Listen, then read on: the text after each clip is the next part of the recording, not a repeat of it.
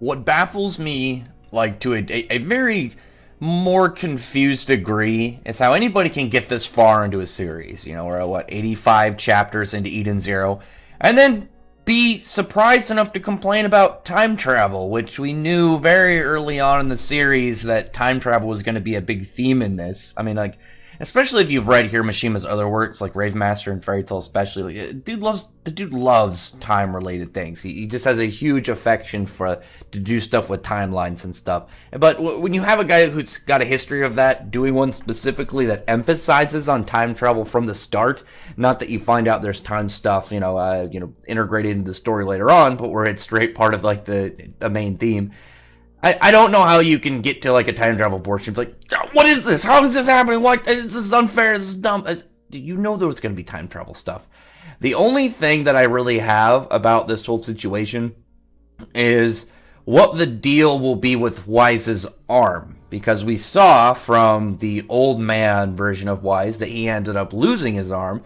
So is it going to be, and this is a different timeline, and it was the same arm, so he at the same time he's going to lose it and link up in a similar manner to a version of him that is from a separate timeline, but also gets missing. Well, he loses an arm, gets a prosthetic robotic arm, rather, I should say.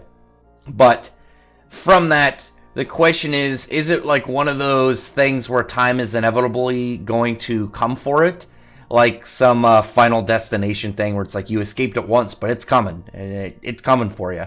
It's just one of those things that will, always kind of occur. I do like that as a thing in the story for, like an inevitable. Like, he will lose an arm regardless of what happens. Like, maybe even from, like, almost like an ongoing kind of gag. It's like at some point, like the next time, maybe before that Rebecca uses Leaper again, uses her cat Leaper to, like, jump back in time.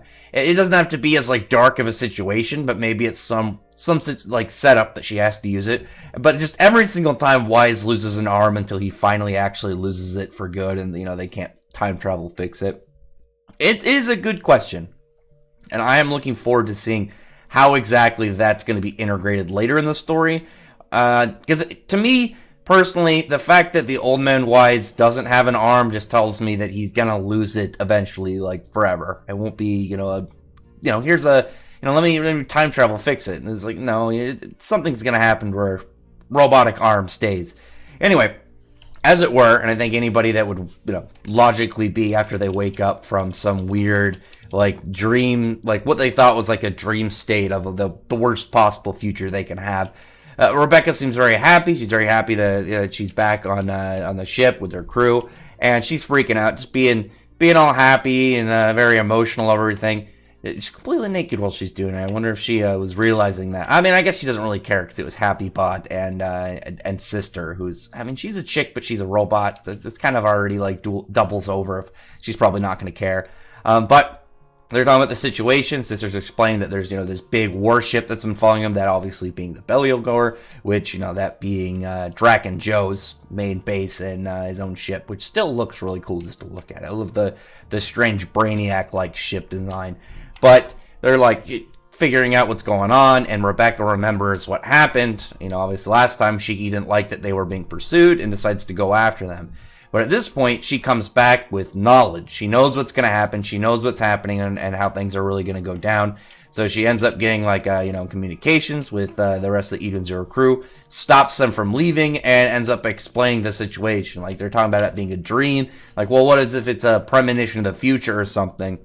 And I remember it's like something like that. I don't think there's any recorded, any scientific proof or recorded events that could back that up. But she does, like, bring in the fact that, like, when you explained your Leaper power earlier, that she, seemingly reversed in time, and that, as we remember, because we weren't sure if it was some form of premonition or if it was, in fact, time travel, and that seems to be what it is. I'm guessing it's going to work kind of like, generally, kind of maybe like, what's that dude from ReZero, where maybe if he dies it resets if it's active, or if there's specific ways to kind of use it for, like, the much more long distance time travel instead of just, like, going back a couple seconds. Which means that her super speed is likely just time acceleration, kind of like not the main Flash. I'm trying to remember. One of them, was it Zoom? Is he time acceleration? Either way, you know what I mean. She's not really just oh yeah, I'm running really fast. She is using, time manipulation to make her run faster. It's kind of a different style, but still, you think you can understand it. Where they're like describing that she's kind of like a self-induced chronophage, where instead of eating the time around it, she is, reversing her own specific time. That's why only she's able to remember stuff. Because like outside of wherever chronophage attacks, everybody else, like on different planets and stuff, remembers. They know about these things and what what went down. It's only the people that were on said planet that ended up getting reversed and whatnot. But in this situation, they know what's going to happen. She's like explaining that in this timeline, everything, like Weisz lost an arm, they all got taken, their ship got pretty much, GG'd, and then Shiki got shot in the head and was killed. The Shiki one, like I said, the Shiki one was, it played into maybe part of my theory of like if he survived, it's like, oh, well, maybe it's like it's going to reveal him as like some special race or something. It didn't need to be. The only one that I'm hoping is for sure inevitable and like reveal is that Weisz will lose an arm at some point and not be able to get it back. But while they're like saying like, do you have any any knowledge that they could help you like prove this, so it's like very truthful? And from that, he explains like, oh, Labili, because Labili was captured, and she ends up like looking at, trying to talk to people, looking at her B-Cube channel, looking at her social media activity. It's like she hasn't done anything in a week. No one's heard about her. And from that, that's kind of like where she's going to go from. So if somebody's like uploads videos every day and they just vanish for a long period of time, no word to end, nobody knows what happened to them, then clearly that's going to be, something to look into and, evidence that, she's been nabbed in some way or another. And we actually get a little bit of a hint between like what exactly went on between her and Rebecca, because it seems like they used to be friends. She says it's complicated, but who knows what exactly happened. Maybe they tried to start out like a B-Cube channel together, but one of them took off and it was like this very ego-driven thing. Who knows? Meanwhile, they're kind of just all getting ready to set up, trying to figure out what they need to do, and they end up, getting their ship attacked. Here you have Maria and her crew all showing up, and Rebecca was like, I was wondering why she didn't bring up, but I guess she's like thought that they only came to the Eden Zero ship because their ship was invaded, but no, they were sent out already, as we can see here. And now they're going to be able to go on the offensive against him. The only thing they really need to watch out for when it comes to them is Seth, because he, like with his whole like, blow up his body and then get into the system thing, that's the only big threat they really have. Because, I mean, like, even if the main cast, like, is losing to them, they have battle dress, like, Witch and probably Sister, too, if she really needed to, able to combat them. So this is more of, like, the, all right, we're gonna get a little warmed up kind of fight. Because though like, Diego, Maria, and Seth all seemed pretty capable fighters themselves, it was only that large, overwhelming, like, unfairness that they had to go up against with battle dress Witch. Because obviously she's not like a main fighter, but when you have this very like super combat heavy gear that is what made you part of the the main, I don't want to say main villain or anything, a legend amongst space like Ziggy. I was trying to figure out how to really describe him. It's like, no, he wasn't a bad guy, but we don't really know what he was. Some like legendary figure as somebody who was renowned as the Demon King. We don't know his overall placement, but we know that he was a big deal clearly. And from all that, like, we can still understand that, she's a threat. It's really Draken, Joe, and Jin that are going to be big. I'm wondering if there's going to be any way to integrate Overdrive into this. Like, maybe Shiki will, help push himself to unlock it here. Maybe that partial version. I don't think he's going to get the full one that, like, we saw Draken, Joe running. But maybe just that kind of, like, further integrated, like, Ether Gear off the body style. Because he's still going to have to fight Jin at some point. That fight is still going to have to happen. The Draken Joe fight, I think, will, be a bigger thing to happen later on. Maybe this will be, will lead to, like, Shiki and Jin, like, able to form a team. Because I still see Jin being their team member eventually. Possibly Laguna, after we saw how he reacted to everything during, like, all the torture stuff. And how he was pretty nice to Rebecca for the most part. So, looking forward to seeing how things go in round 2, especially with their knowledge. They just need to be careful. Like, Draken Joe is their biggest thing. And if one thing that I actually think would be a really large, like, asset to them is if they end up, like, damaging Sylph's ship while she's out in space to where she's not able to make it back.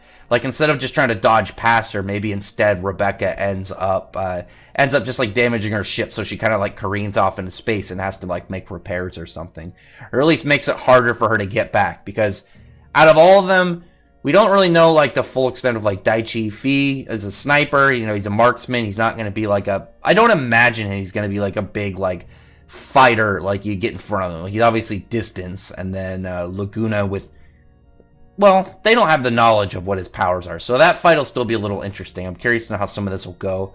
I'd be alright if some of those got off-paneled, like if it's set up the fight up against Weisz and Laguna again, and it's off-paneled, and it's like, oh, it just went the same way. We don't need to see it again. And even seeing it different, it's not like we're really going to expect it to go in the other way. I think how it ended the first time was pretty well done. So we'll see. There's some mystery of exactly how it's going to be handled in this newer, timeline where they have some prep and get ready. I'm hoping. Well, I was thinking like, well, maybe they just don't go. But I think that now it's going to have to be like maybe a trade, like they capture Maria, Seth, and Diego, or they end up like maybe like disguising themselves as them with Weisz's technology or something. Because if they're going to need to go into the ship if they don't trade, and if they do that, it's going to have to be pure stealth. Because we know that they can fight like the Element 4 member people, but Drac and Joe is definitely out of their league at the moment. Like the only character, I don't even want to say like Battle Dress Witch would be able to take on Drac and Joe. I like if it was like Battle Dress Valkyrie, if she was still alive, that'd be like a character I'd be able to say like, maybe, but not Drac and Joe, or not Witch. Maybe if they somehow get like Elsie to show up or something, I don't know, Justice. A character that somehow will show up that is believable to be on level with them. Because I don't think anybody in the Eden Zero crew is going to be able to stand up to Drac and Joe at the current moment. If Shiki and Jin duoed and then fought him, I could believe that, but we'll see. Anyway, other than that, comment below. Tell me your thoughts about this chapter and what you think are about to come up. And I really appreciate you thumbs up the video, but from the like button and subscribe button, and check out my other videos. But that, I appreciate you always subscribed, and I thank you all for listening. Bye.